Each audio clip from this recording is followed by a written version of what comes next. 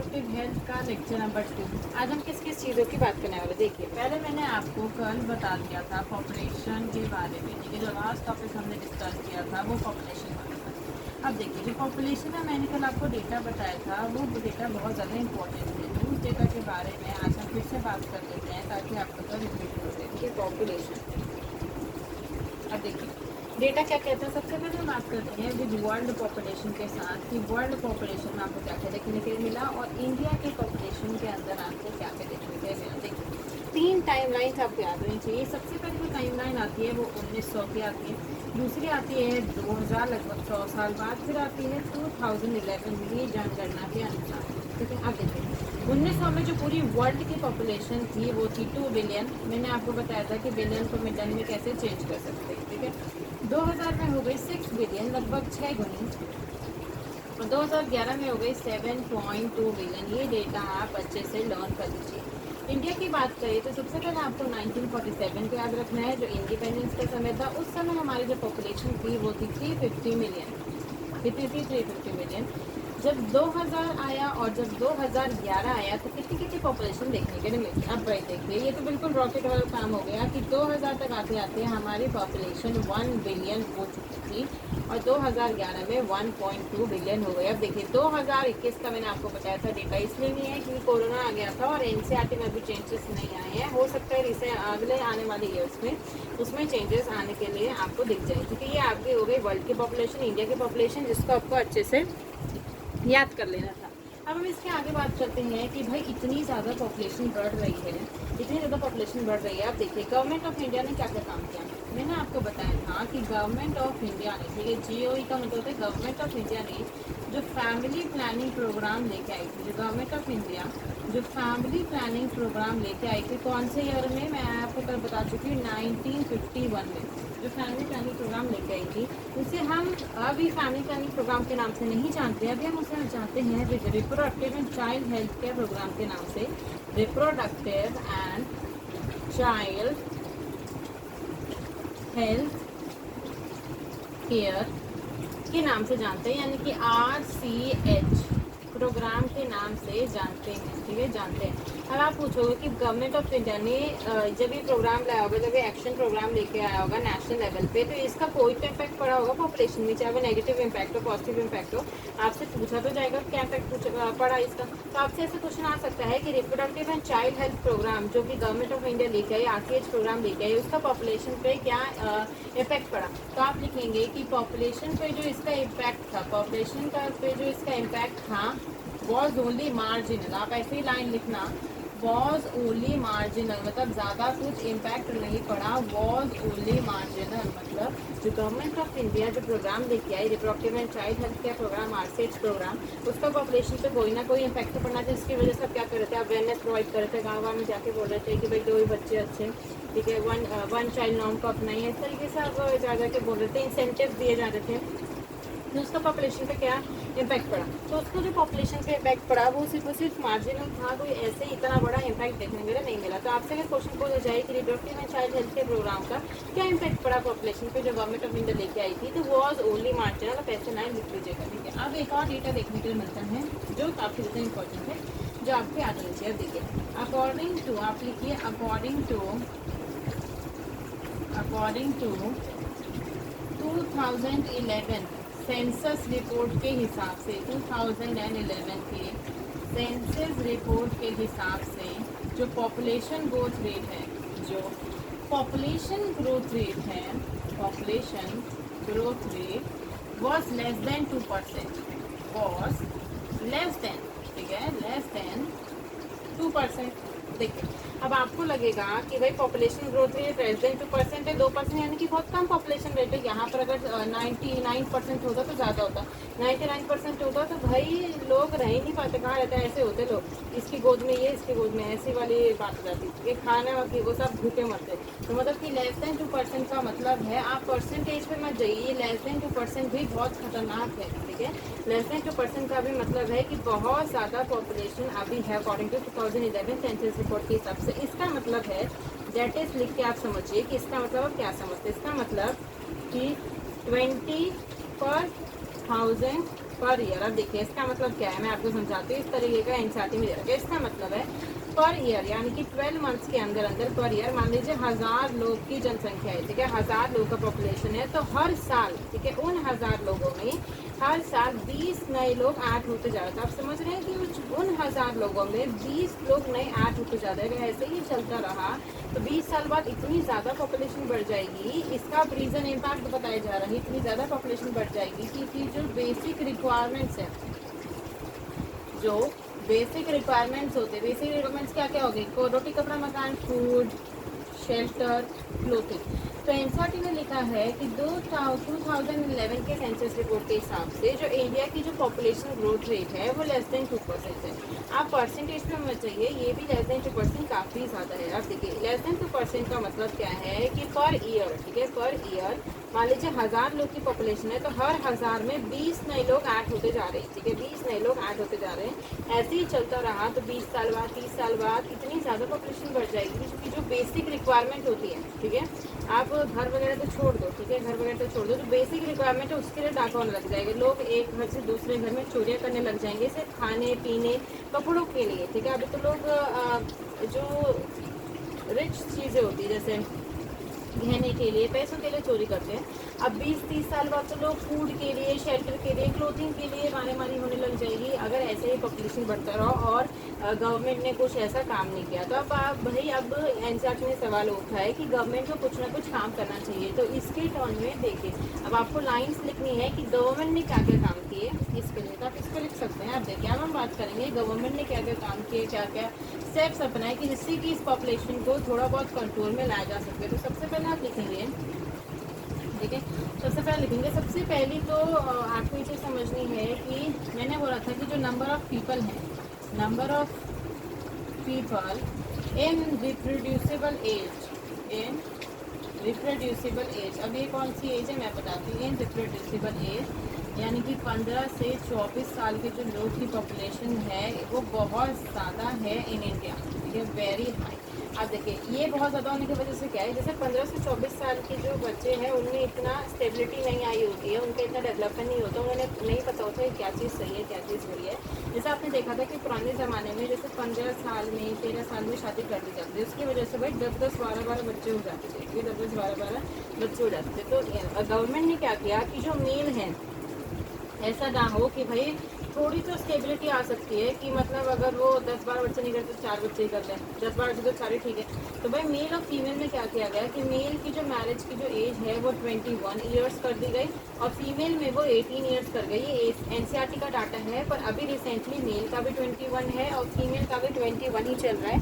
पर एनसीईआरटी के हिसाब से आप चलेंगे तो मेल का 21 ईयर कर दिया गया है, फीमेल का 18 ईयर कर दिया गया है। मतलब इतनी एज पर आने के बाद ही वेडिंग की जा सकती है, मैरिज कर सकती है, ठीक है। ये मैरिज के एज है, ठीक है, ये मैरिज के एज है एनसीईआरटी के द्वारा कि इतनी एज पे शादी कर, क्योंकि इसके बाद क्या, इतनी एज पे आने के बाद थोड़ी मैच्योरिटी आ जाएगी, थोड़ी स्टेबिलिटी आ जाएगी, डेवलपमेंट हो चुका होगा, वो समझेंगे कि क्या चीज़ सही है क्या चीज़ नहीं सही है, उसके हिसाब से वो एक्शन करेंगे।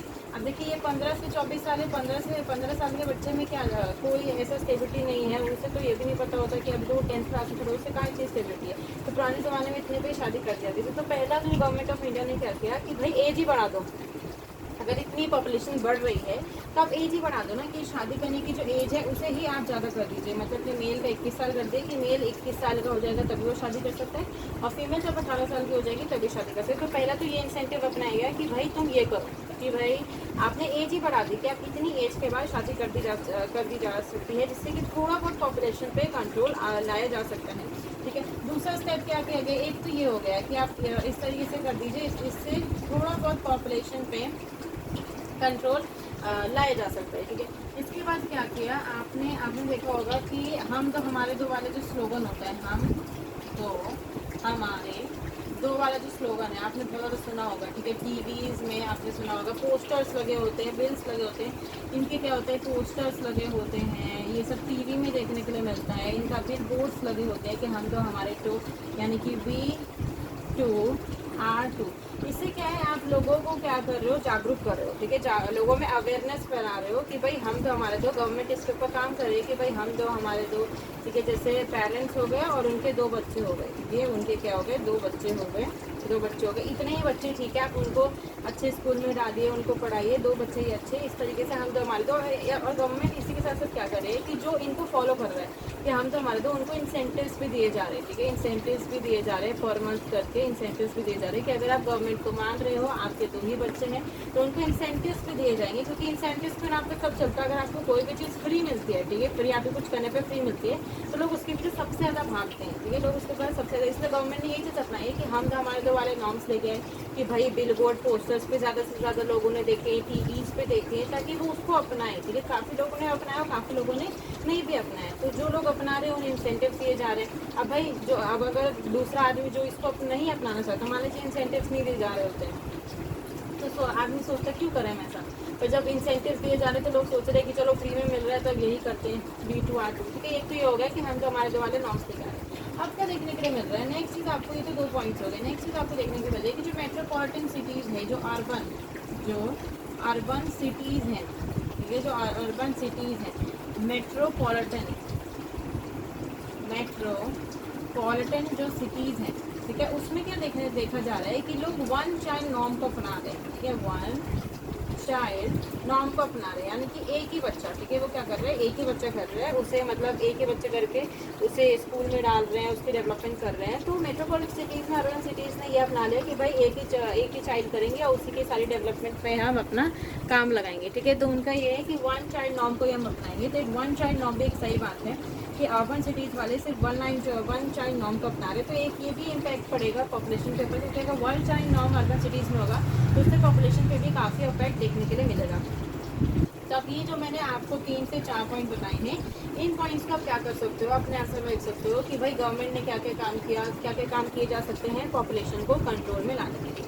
ये तो आपके मेथड्स हो गए कि ऊपरी तरीके से, पर अल्टीमेटली तो इंसान को ही करना है। सबसे पहले बात करते हैं, अब हम बात करते हैं मेन टॉपिक से जिसपे क्वेश्चन आने की सबसे संभावना है, वो है कॉन्ट्रासेप्टिव मेथड्स।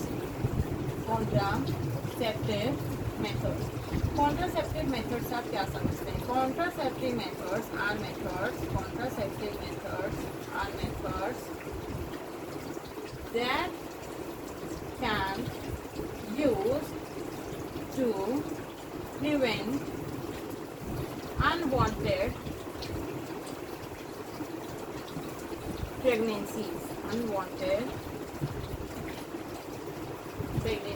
तो आप ऐसे देख सकते हैं कि what do you mean by contraceptive methods. Contraceptive methods से आप क्या समझते हैं? तो कॉन्ट्रासेप्टिव मेथड्स का मतलब होता है are methods that can be use to prevent unwanted pregnancy. अगर आपको अनवांटेड प्रेगनेंसी को प्रिवेंट करना है तो आप कॉन्ट्रासेप्टिव मेथड्स का यूज़ कर सकते हैं। इसका यूज़ कर सकते हैं, कॉन्ट्रासेप्टिव मेथड्स का यूज़ कर सकते हैं। देखिए इन कॉन्ट्रासेप्टिव मेथड्स में एनसीईआरटी में 9 ये रखी है कि what should be your ideal contraceptive, कि एक आइडियल कॉन्ट्रासेप्टिव के अंदर क्या क्या विशेषताएं होनी चाहिए, एक आइडियल कॉन्ट्रासेप्टिव के अंदर क्या क्या विशेषताएं होनी चाहिए। ठीक है, ये आपका एनसीईआरटी आपसे पूछती है कि आइडियल कॉन्ट्रासेप्टिव के अंदर क्या क्या विशेषताएं होनी चाहिए। तो सबसे पहले आप लिखेंगे कि it should be user friendly. क्या होना चाहिए? वो यूज़र फ्रेंडली होना चाहिए। दूसरा, यूज़र फ्रेंडली के पहले आप सारे पॉइंट्स लिख दें, मैं अच्छे समझा दें। यूज़र फ्रेंडली के साथ साथ वो इफेक्टिव होना चाहिए। आपने कॉन्ट्रासेप्टिव मेथड का यूज़ किया, वो इफेक्टिव नहीं निकला, प्रेगनेंसी हो गई तो गलत बात है। इफेक्टिव होना चाहिए, ईजिली अवेलेबल होना चाहिए। ऐसा नहीं कि अंधेरी काली घाटी में जाना पड़ रहा है उसे लेने के लिए। ठीक है, तो ईजिली अवेलेबल होना चाहिए। ठीक है, यूज़र फ्रेंडली हो गया। इसके बाद रिवर्सिबल होना चाहिए। ठीक है, रिवर्सिबल, मान लीजिए कि रिवर्सिबल का मतलब है when the couples want to get pregnant they can। मतलब क्या है? मान लीजिए आपने कॉन्ट्रासेप्टिव मेथड्स का want to get pregnant they can। एक जस्ट अ मिनट, जैसे आपने डिसाइड किया, जैसे आपने कॉन्ट्रासेप्टिव मेथड्स का यूज़ किया, कॉन्ट्रासेप्टिव मेथड्स का यूज़ करने के बाद जब आपको अब लग रहा है कि हाँ this is the time to get pregnant, पर आप अब प्रेगनेंट नहीं हो पा रहे, तो ऐसा रिवर्सिबल होना चाहिए कि ऐसा नहीं कि इसको यूज़ करने के बाद कि आप कंसीव ही नहीं कर पा रही, ये गलत होगा, ठीक है। जैसे स्टेबलाइजेशन मेथड में पुअर रिवर्सिबिलिटी होती है, आप वापस से कंसीव नहीं कर सकते, पर इसमें क्या है कि आप वापस से कंसीव कर सकते हैं, रिवर्सिबल होना चाहिए आइडियल कॉन्ट्रासेप्टिव मेथड। अगर वो रिवर्सिबल नहीं है तो वो एक आइडियल कॉन्ट्रासेप्टिव मेथड नहीं कहलाएगा। सबसे पहले मैंने बोला कि यूज़र फ्रेंडली, ठीक है, यूज़र फ्रेंडली होना चाहिए, इको फ्रेंडली नहीं, यूज़र फ्रेंडली होना चाहिए, इफेक्टिव होना चाहिए, ठीक है, कि मतलब अगर आप उसे यूज़ कर रहे हैं तो अनवांटेड प्रेगनेंसी प्रिवेंट हो रही है, ईजिली अवेलेबल होना चाहिए, ठीक है, मार्केट में आपको ईजिली मिल जाए, रीयूजेबल होना चाहिए, उसके मतलब कॉस्ट इफेक्टिव होना चाहिए, ऐसा नहीं कि बहुत ज़्यादा महंगा मिल रहा है, ठीक है, कॉस्ट इफेक्टिव होना चाहिए कि ज़्यादा से ज़्यादा लोग उसे यूज़ कर सके, तो कॉस्ट इफेक्टिव होना चाहिए। तो ये पाँच चीज़ें हैं।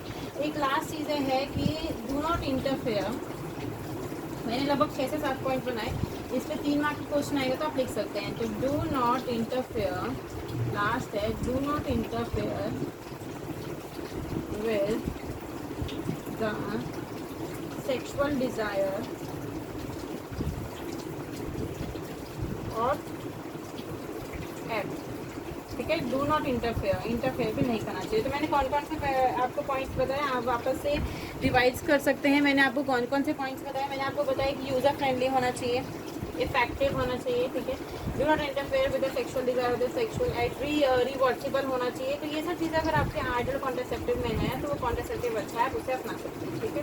तो ये आइडियल कॉन्ट्रासेप्टिव पे मैंने इसलिए बात की है क्योंकि इस पर 2 से 3 नंबर में क्वेश्चन आ सकते हैं। तो हम कॉन्ट्रासेप्टिव मेथड्स की यूज़ कर स्टार्ट करते हैं कॉन्ट्रासेप्टिव मेथड्स के बारे में बताना। तो देखिए कॉन्ट्रासेप्टिव मेथड्स में सबसे पहला जो मेथड आता है वो होता है नेचुरल मेथड। सबसे पहला जो मेथड आता है वो होता है नेचुरल मेथड, ठीक है। नेचुरल मेथड क्या है, ठीक है, नेचुरल मेथड क्या है आपको पता है, नेचुरल, ठीक है, नेचुरल मतलब without the use of chemicals, pills, आप उसका नहीं यूज़ कर रहे हैं, उसमें किसी प्रकार का हार्मोन का इन्वॉल्वमेंट नहीं है।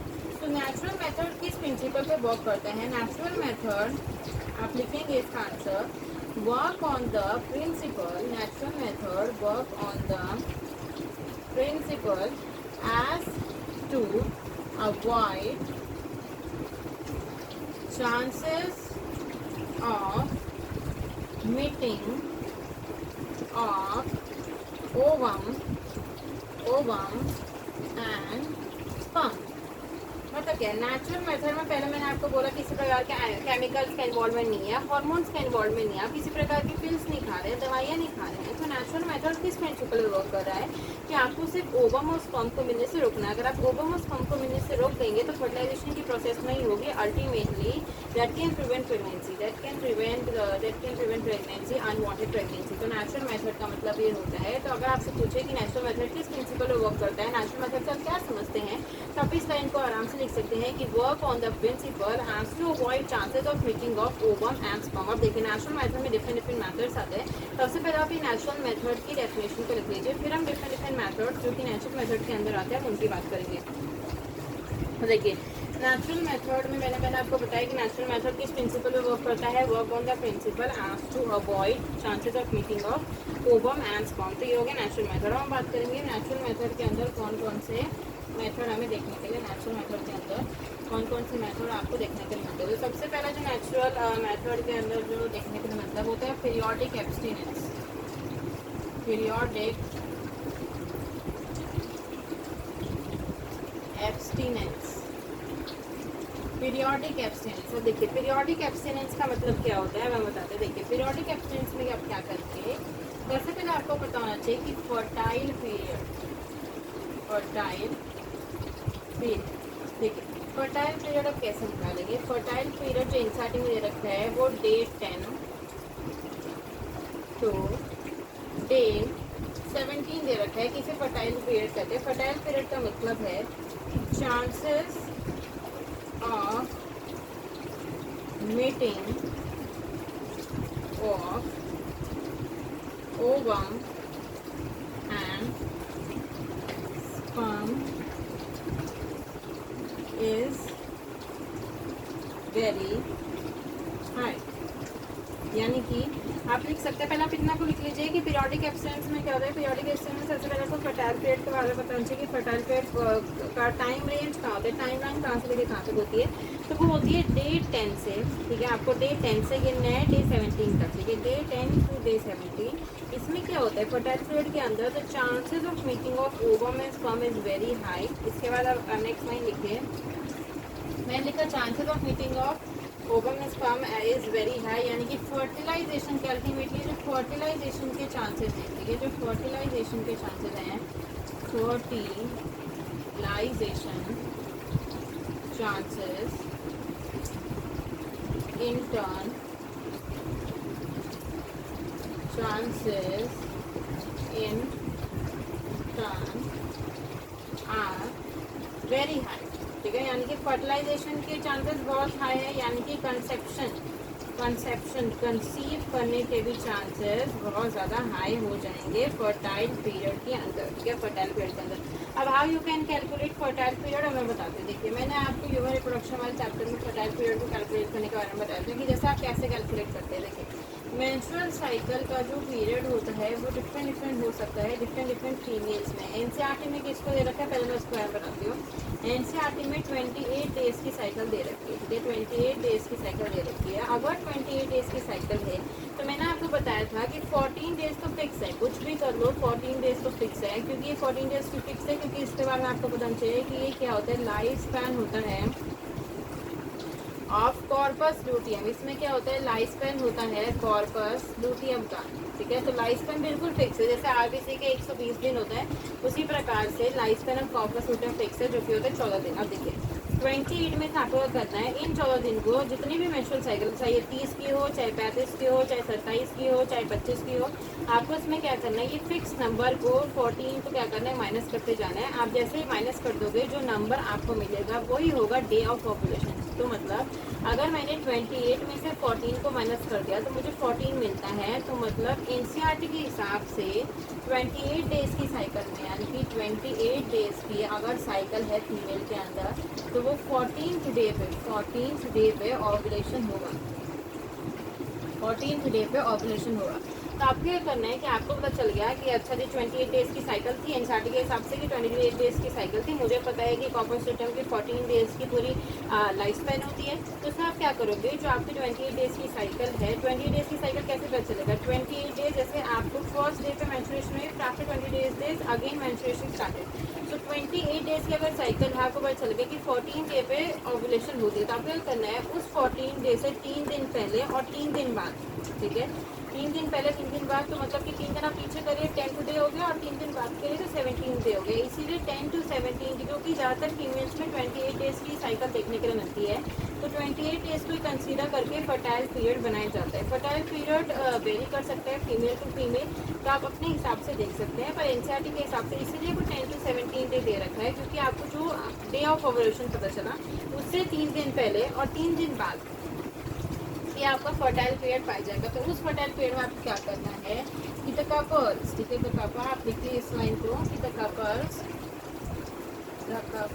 अरे एक minute,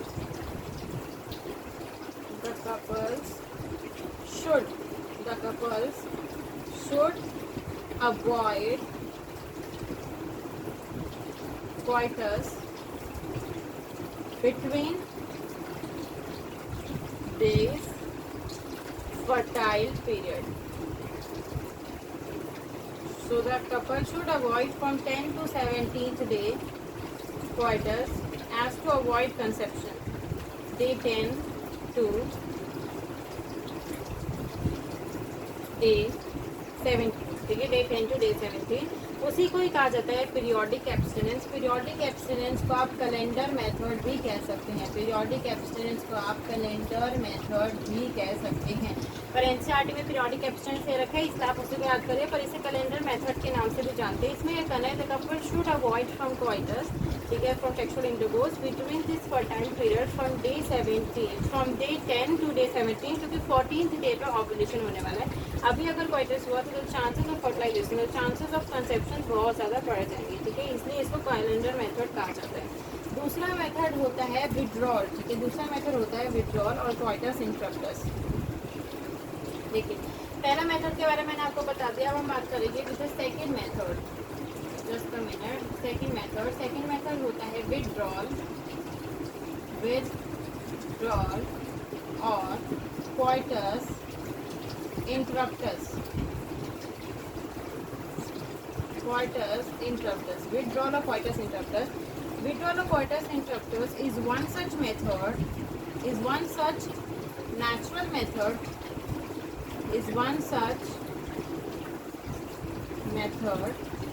in which the male partner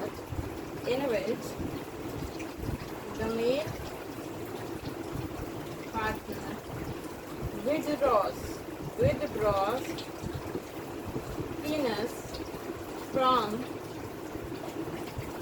vagina just before ejaculation as to avoid